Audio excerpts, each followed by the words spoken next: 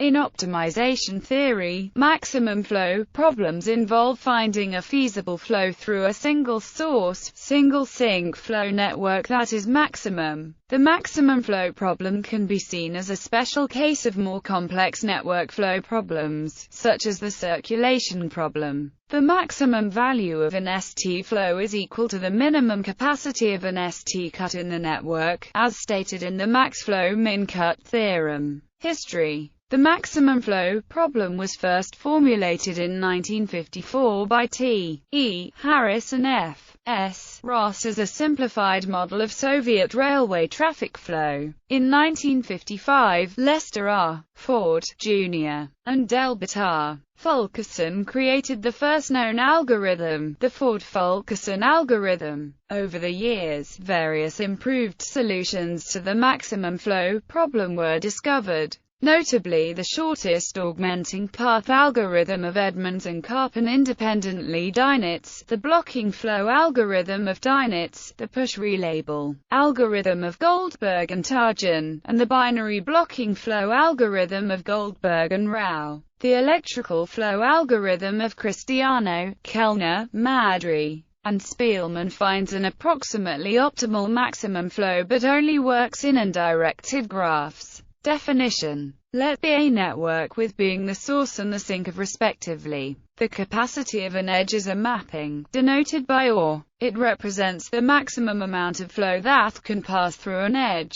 A flow is a mapping, denoted by or, subject to the following two constraints. 1. For each 2. For each, the value of flow is defined by where is the source if. It represents the amount of flow passing from the source to the sink. The maximum flow problem is to maximize, that is, to route as much flow as possible from 2 solutions. We can define the residual graph, which provides a systematic way to search for forward-backward operations in order to find the maximum flow. Given a flow network G, and a flow F on G, we define the residual graph of G with respect to F as follows. The node set of is the same as that of G. Each edge of is with a capacity of. Each edge of is with a capacity of. The following table lists algorithms for solving the maximum flow problem. For a more extensive list, see integral flow theorem. The integral flow theorem states that if each edge in a flow network has integral capacity, then there exists an integral maximal flow. Application. Multi-source multi-sink maximum flow problem. Given a network N equals with a set of sources S equals S1,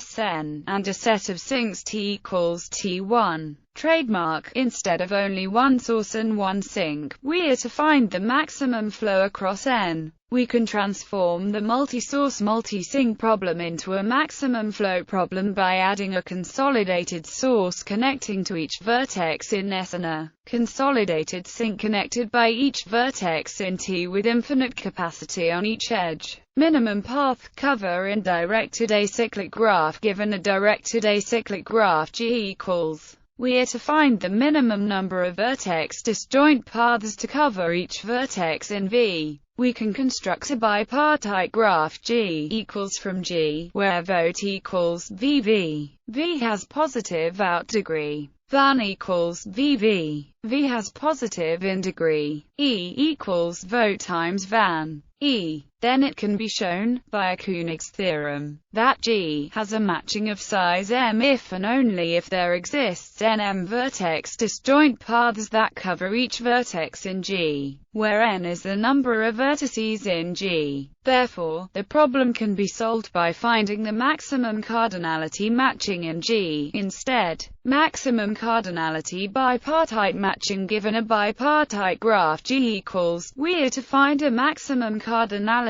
matching in G. That is a matching that contains the largest possible number of edges. This problem can be transformed into a maximum flow problem by constructing a network N equals E, where E contains the edges in G directed from X to Y, E for each X and E for each Y. C equals 1 for each E. Then the value of the maximum flow in N is equal to the size of the maximum matching in G. Maximum flow problem with vertex capacities given a network, in which there is capacity at each node in addition to edge capacity, that is, a mapping, denoted by, such that the flow has to satisfy not only the capacity constraint and the conservation of flows, but also the vertex capacity constraint. In other words, the amount of flow passing through a vertex cannot exceed its capacity. To find the maximum flow across, we can transform the problem into the maximum flow problem in the original sense by expanding. First, each is replaced by and, where is connected by edges going into and is connected to edges coming out from. Then assign capacity to the edge connecting in. In this expanded network, the vertex capacity constraint is removed and therefore the problem can be treated as the original maximum flow problem. Maximum edge disjoint path given the directed graph G equals and two vertices S and T. We are to find the maximum number of edge disjoint paths from S to T. This problem can be transformed to a maximum flow problem by constructing a network N equals from G with S and T being the source and the sink of N, respectively, and assign each edge with unit capacity. Maximum independent path given the directed graph G equals and two vertices S and T. We are to find the maximum number of independent paths from S to T. Two paths are said to be independent if they do not have a vertex in common apart from S and T. We can construct a network N equals from G with vertex capacities, where S and T are the source and the sink of N respectively. C equals 1 for each VV. C equals 1 for each E. Then the value of the maximum flow is equal to the maximum number of independent paths from S to T. Real-world applications.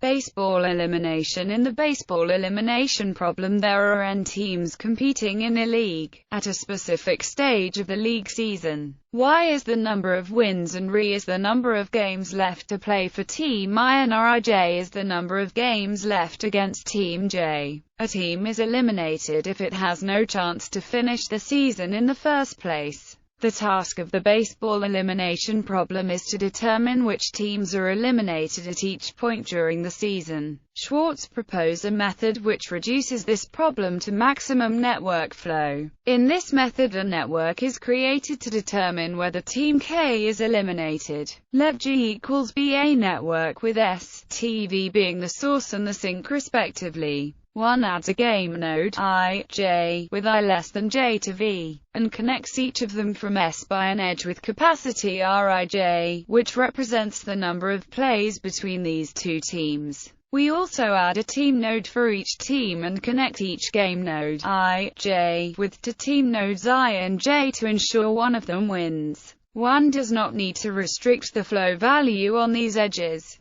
Finally, edges are made from team node I to the sink node T, and the capacity of weak plus RKY is set to prevent team I from winning more than weak plus RK. Let S be the set of all teams participating in the league, and let. In this method it is claimed Team K is not eliminated if and only if a flow value of size R exists in network G. In the mentioned article it is proved that this flow value is the maximum flow value from S to T. Airline scheduling. In the airline industry, a major problem is the scheduling of the flight crews. The airline scheduling problem can be considered as an application of extended maximum network flow. The input of this problem is a set of flights F which contains the information about where and when each flight departs and arrives. In one version of airline scheduling, the goal is to produce a feasible schedule with at most K crews. In order to solve this problem, one uses a variation of the circulation problem called bounded circulation, which is the generalization of network flow problems, with the added constraint of a lower bound on edge flows. Let G equals be a network with S, T, V as the source and the sink nodes.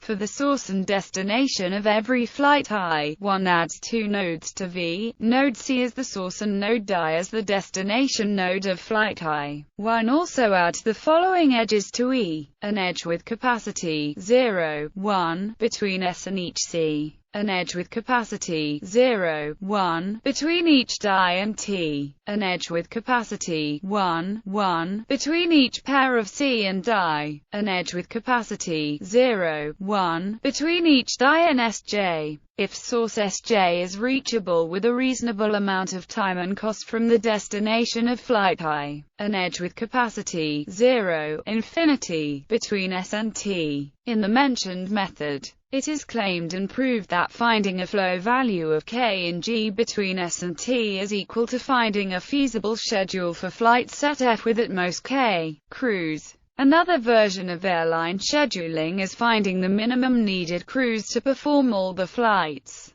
In order to find an answer to this problem, a bipartite graph G equals is created where each flight has a copy in set A and set B. If the same plane can perform flight J after flight I, IA is connected to JB. A matching in G induces a schedule for EF, and obviously maximum bipartite matching in this graph produces the an airline schedule with minimum number of cruise. As it is mentioned in the application part of this article, the maximum cardinality bipartite matching is an application of maximum flow problem. Circulation demand problem. There are some factories that produce goods and some villages where the goods have to be delivered. They are connected by a networks of roads, with each road having a capacity for maximum goods that can flow through it. The problem is to find if there is a circulation that satisfies the demand. This problem can be transformed into a maximum flow problem. Add a source node and add edges from it to every factory node with capacity where is the production rate of factory. Add a sink node and add edges from all villages to with capacity where is the demand rate of village. Let G equals be this new network. There exists a circulation that satisfies the demand if and only if there exists a circulation. Looking at the max flow solution would give the answer as to how much goods have to be sent on a particular road for satisfying the demands.